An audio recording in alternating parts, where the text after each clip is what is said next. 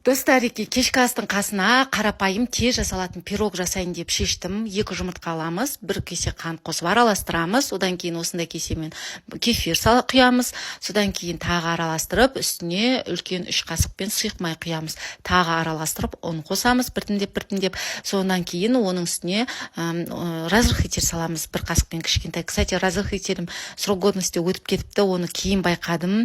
Сосын барып мак араластырамыз, салып, 1 пачкасын салып жібердім мына жерде. Сосын все, осыны ыдысқа салып, майлап, сосын духовкаға 180 градусқа мен піскенге дейін қарап отырдым, қойып қоямыз. Енді одан кейін кешкі асқа кірісейік. Мен фаршқа жаңағы пияз, морковь, специясын, тұзын салып араластырып, жұмыртқа салып, сосын формаға келтірдім. Обычно мен котлет дайындаған кезде бірінші дайындап болғаннан кейін қуырамын 2 жағынан. Бірінші жағын қуырамыз, сосын екінші жағын қуырған кезде томат саламын, сосын үстіне қайнаған су құйып 40 минуттай бұқтырамын. Ал енді жаңағы пирог міне дайын болды. Негізі көп көтерілмей қалыпты, үлкен болып көтерілу керек еді.